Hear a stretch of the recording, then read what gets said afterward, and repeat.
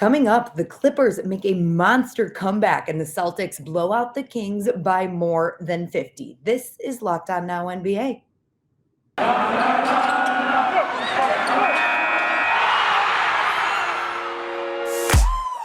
The biggest games, the best performances, expert analysis. You are Locked On Now.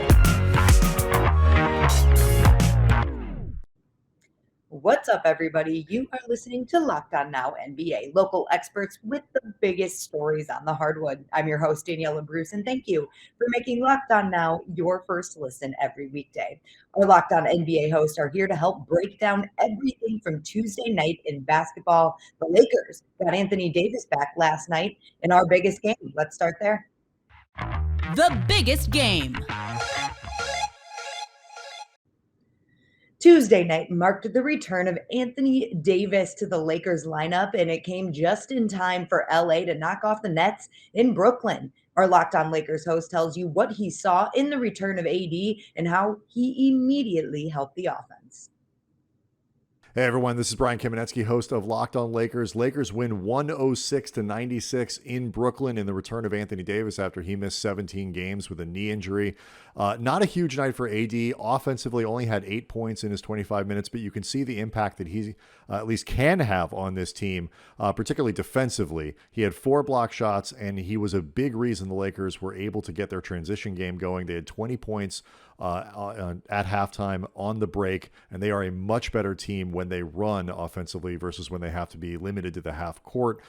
So that he was a big part of why the Lakers were so much more active in that aspect of the game than they have been in his absence. LeBron James continues to roll 33 points, 7 rebounds, 6 assists. He had 2 blocks and 3 steals, 2 of which were critical for the Lakers in putting the game away in the fourth quarter. Jump passing lanes, finish with big dunks on the other end. The Lakers, a good defensive performance in every aspect except controlling the glass. That's something that's still a problem, that will be a problem for them going forward, but hopefully that's another place where the return of Davis can make a difference. The Lakers don't have much time to figure out what they are before the trade deadline and what they need to do, but a good early start for them and their big three in the return of Davis. 106-96 the final.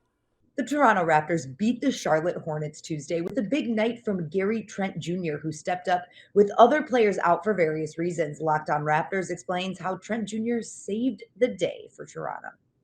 Go off, Gary. Sean Woodley here from Locked On Raptors to break down the Toronto Raptors 125-113 win over the Charlotte Hornets in Toronto on Tuesday night. And look, I could do the thing where I come on one of these videos and talk about Pascal Siakam and how great he was, because once again, Pascal Siakam was great, continuing his run of very clear all-star form with a near triple-double, 24 points, 12 assists, and 9 rebounds in a game where the Raptors did not have Fred VanVleet available. Neither did they have Scotty Barnes, their other 2 lead ball handlers. It was basically all Siakam. But what happened in this game is that as the Hornets realized, oh, this guy's cooking us, we should probably guard him with multiple players, the Raptors needed an outlet. And that outlet tonight was Gary Trent Jr., who was just truly fantastic for the Raptors, gave them the offensive push they really needed. In particular, a big inflection point in this game, late in the third quarter. It's 96-84 for the Hornets, and sorry, for the Raptors, that is. And Pascal Siakam goes to sit down with 2:14 remaining. This is after a really strong start to the third quarter from the Hornets. They pull it to within single digits after the Raptors went up big, as much as 18 in the first half. And in that final 2:14, that could have swung the game had the Raptors offense fallen off a cliff like it probably should have without Pascal Siakam. Instead, Gary Trent Jr. comes in. He has some ridiculous shot making, gets to the free throw line on a three-pointer attempt as well, and really carries the Raptors offense through. And the Raptors leave that 2 minute and 14 second stretch with a 19-point lead going into the fourth quarter. They would not look back, and some big shot making from Trent once again off of Pascal Siakam and all the attention he garnered from Charlotte. That led to the Raptors pulling out this win. 32 points on 11 of 21, 5 of 10 from downtown for Gary Trent Jr. in this one. One of his best games of the season, and a really important win for the Raptors as they chase down the Hornets in the Eastern Conference. I'll have more broken down on tomorrow's episode of Locked On Raptors, so be sure to tune in. The Los Angeles Clippers staged the biggest comeback in franchise history last night. Plenty of people had already stopped watching the game as the Clippers went down by 10, then 20, and then 30, but LA somehow managed to still win, and our Locked On Clippers host tells you more. What is going on, Clips fans? Chuck Mockler here, one half of the host duo over at Locked On Clippers, coming at you after yet another LA Clippers comeback. This one was a little different than the other ones this year. There have been a few. This was the largest comeback in LA Clippers history, 35 points. It did not matter. Ty Lue tinkered his way to a victory. He basically just benched Batum, Reggie, and Zoo after a horrible first half. They were down 30. Luke Kennard hit the most exciting 4-point play we've seen all year with less than 2 seconds left to give the Clippers the lead. Amir Coffey was fantastic. He had a career high, just under 30 points. I think we all just need to take a breath. Just relax after this one. It's on to the Magic tomorrow. The Clippers needed to find a win any way they could, and apparently all it took was being down 35. What can we say other than, hey, it's on to Orlando? Coming up, the Celtics destroy the Kings in Boston. This is Locked On Now NBA. It's the new year, so that means New Year's resolutions. And if yours includes eating healthier or getting fit, make sure you include Built Bar in your plan.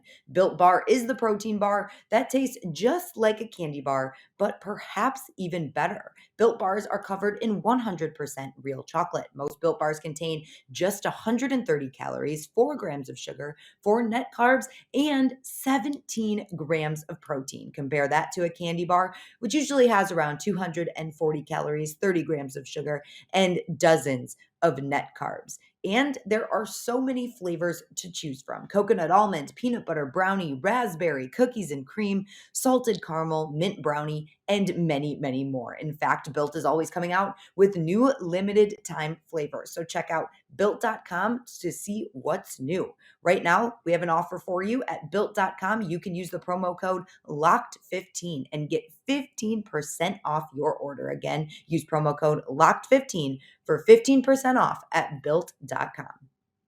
Welcome back to Locked On Now NBA. I'm your host, Daniella Bruce, and as always, thank you for making Locked On your first listen every weekday. The Boston Celtics put on a clinic against the Kings in last night's best performance.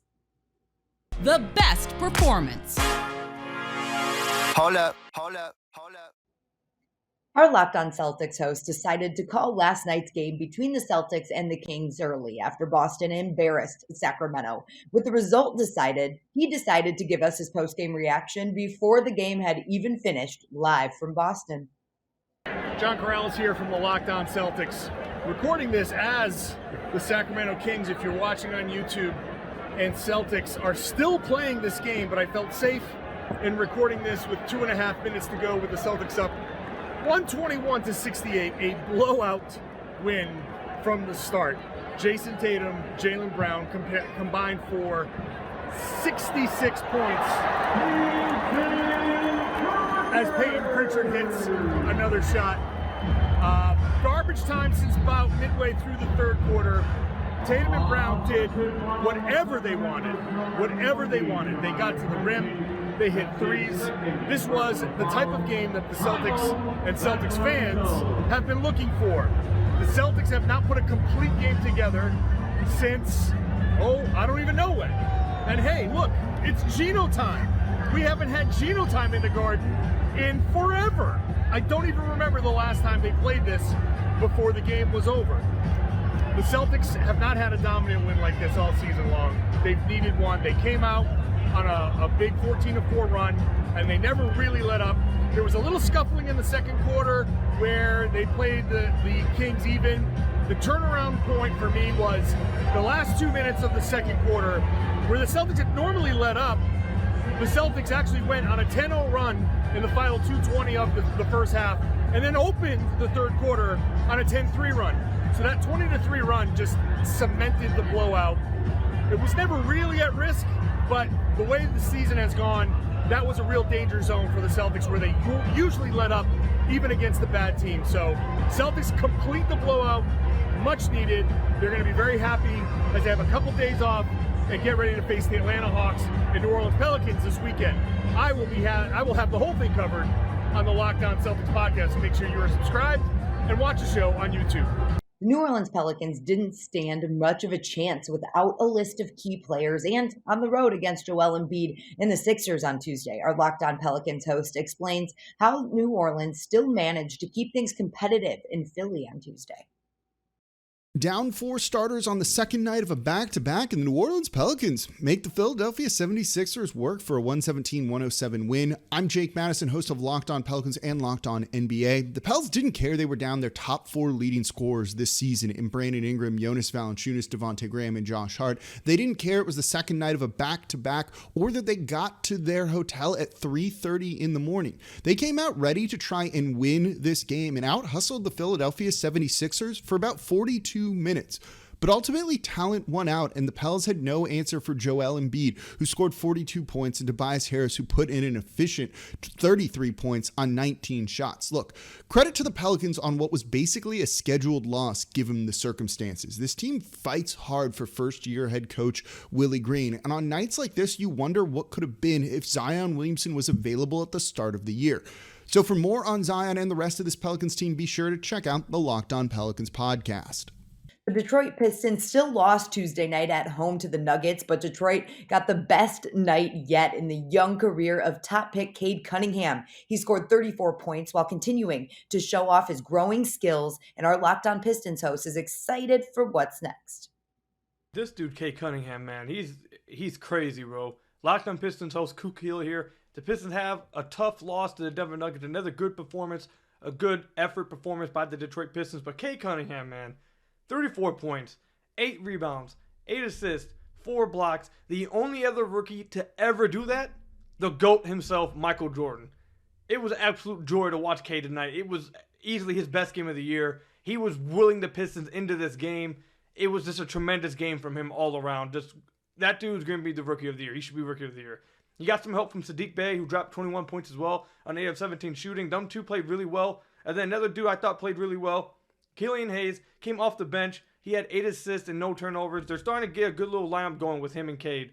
They're staggering them pretty well. They're letting one orchestrate the offense while the other one sits. And then they both close together. But, man, forget about everything else. Cade Cunningham. That's all I got. Cade is him. The Dallas Mavericks beat the Golden State Warriors the last time these two teams played just a couple of weeks ago, but Golden State got its revenge last night by blowing out the Mavs in Oakland. Locked On Mavericks tells us what was so different this time around for Dallas.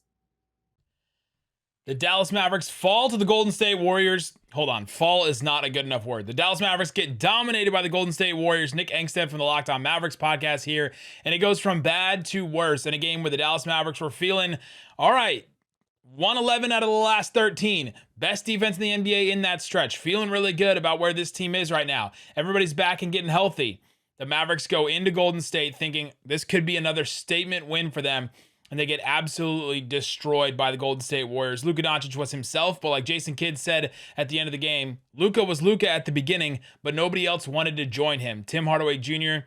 went into a drive and came down on his foot, and he has now fractured his 5th metatarsal in his foot, and so he will be out for an extended period of time. We'll be monitoring that situation, and that is a big blow for the Dallas Mavericks as far as the team. He was their leading contributor off the bench. As far as scoring goes, and he was also going to be playing a part in trade talks as well for the Dallas Mavericks. So we'll break that down and everything else on tonight's Locked On Mavs. Anthony Edwards had a monster night for the Minnesota Timberwolves on the way to a win over Portland, and our Locked On Wolves host goes over everything the young scorer did to lead the way. Ben Beacon with Locked On Wolves here. The Timberwolves beat the Trailblazers by 2 on Tuesday night for their 4th win in their last 5 games. This was driven by an Anthony Edwards 40-point game, and really the big three as a whole. Obviously, the 40 points is the headliner, plus 9 rebounds, by the way, for Edwards. But Karl-Anthony Towns was great throughout. 17 points, 17 rebounds, only 7 shot attempts as Portland spent all their defensive energy trying to slow down Towns. He still managed the 17-17 with 4 blocks. D'Angelo Russell was the one with the game winner. This was a sloppy first 2.5 quarters for Minnesota, down 9 late in the 3rd quarter, then a big push. They get up by nearly double digits late in the 4th quarter.